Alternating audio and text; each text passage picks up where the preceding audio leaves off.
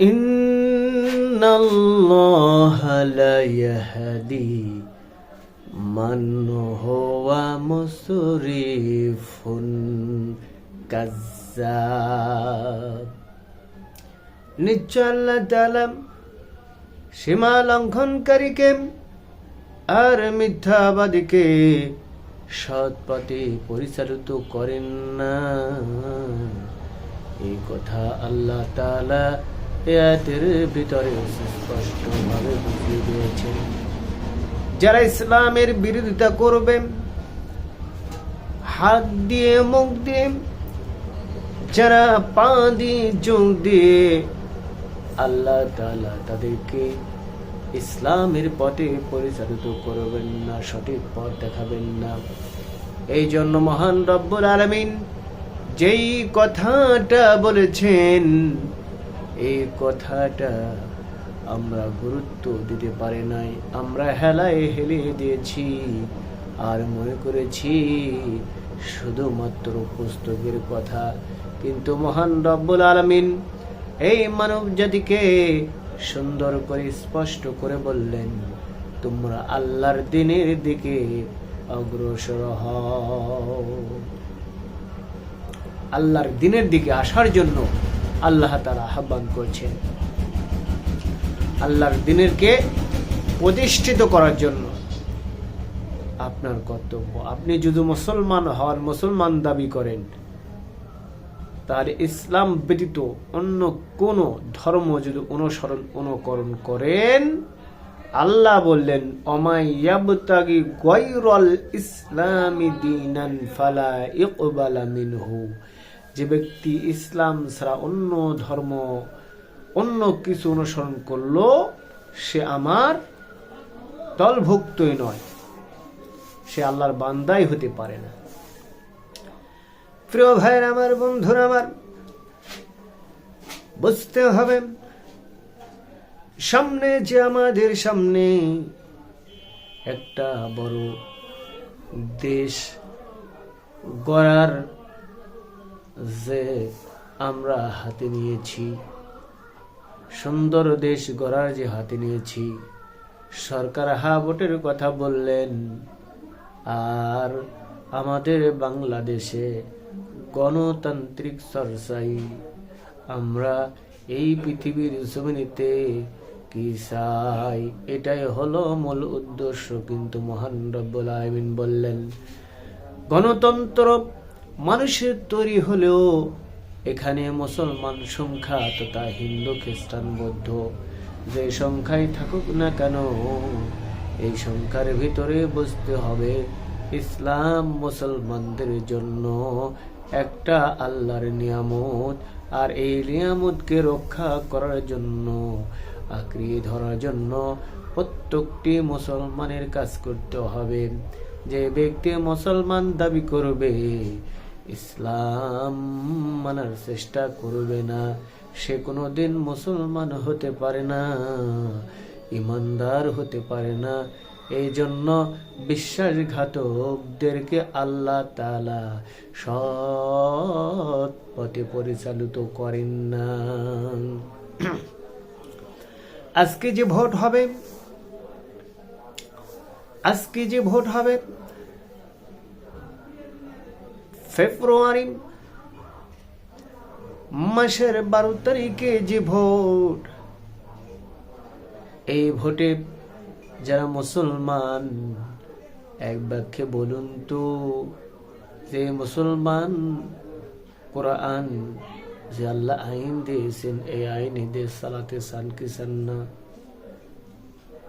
এই আইন যদি প্রতিষ্ঠিত করতে চান, আল্লাহ প্রতিষ্ঠিত করে দিয়েছেন, কিন্তু বাংলাদেশে বাস্তবায়ন নাই। এই বাস্তবায়ন করতে গেলে সংসদে যেতে হবে, তাই তাদেরকে সুযোগ সৃষ্টি করে দিতে হবে। ওরা ইসলাম দিয়া দেশ চালাবে, আল্লাহ তাআলা রাজি এবং খুশি হয়ে যাবে। বলি সুবহানাল্লাহ।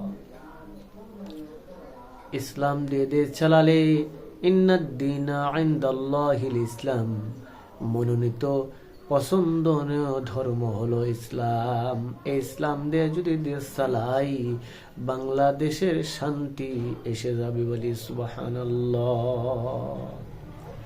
বাংলাদেশে শান্তি অবশ্যই আসবে যদি আপনার মুখে এবং হাতের বুড়ো আঙ্গুলের ছাপ দিয়ে আপনি প্রমাণ করতে পারেন যে ইসলাম একমাত্র জীবন ব্যবস্থা, তাহলে আপনি আল্লাহর পথে রয়েছেন, বলি আলহামদুলিল্লাহ।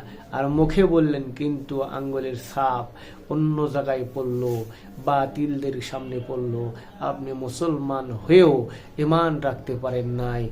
যেমন চুল আটা থেকে বের হয়ে যায়, এমনি করে ঈমানদার মানুষ খারিজ হয়ে যায়, বেরিয়ে যায়, মুমিন মুসলমান থাকে না, এরা হয়ে যায় মুনাফিক।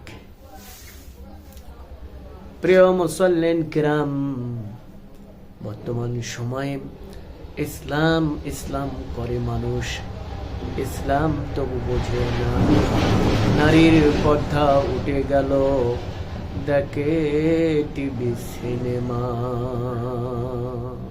কিন্তু বাস্তবায়ন সময় হলো ইসলাম ইসলাম করে মানুষ, ইসলাম তবু বোঝে না। ইসলামের ভোট তারা দিতে চায় না, কিন্তু বাস্তবায়ন শয়তানের প্রবঞ্চনায় পড়ে শয়তানের কাছে যায়।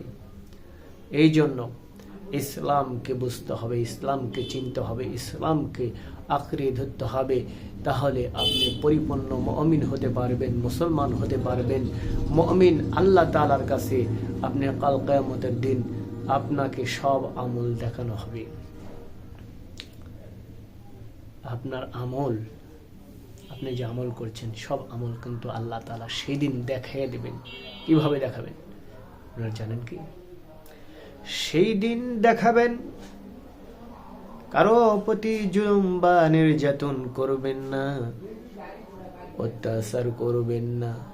সেই দিন মহান রব্বুল আলামিন তাদের হাতে আমল দিবে, বলবে দেখো এই আমলটা তুমি করেছিলে দুনিয়ায়। আল্লাহ পাক বললেন, এই পৃথিবীর জমিনেতে যত মানুষ আসবে, এই মানুষ যদি ইসলাম না বুঝে তাহলে আমার কোনো সমস্যা নাই। সব মানুষ যদি জাহান্নামে যায়, আল্লাহর কোনো যায় আসে না।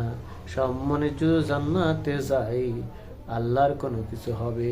আল্লাহ জান্নাত এবং জাহান্নাম সৃষ্টি করেছেন মানুষদেরকে দুনিয়ায় পরীক্ষা নেবেন।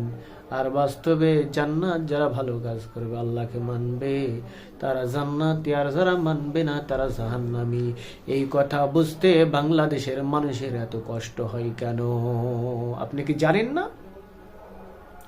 ইসলাম মানলে, ইসলামের আকীদায় আপনার জীবন গড়ালে, আপনি কোন পথে থাকলে আপনি দুজকে যাবেন না জান্নাতে যাবেন, স্বর্গে যাবেন না নরকে যাবেন, নরকে যাবেন, কোথায় যাবেন এটা আপনি বুঝতে পারবেন যদি আপনার সেই ন্যূনতম জ্ঞানটুকু যদি থাকে। তাহলে আপনি বুঝতে পারবেন ইসলাম একটা পরিপূর্ণ জীবন ব্যবস্থা।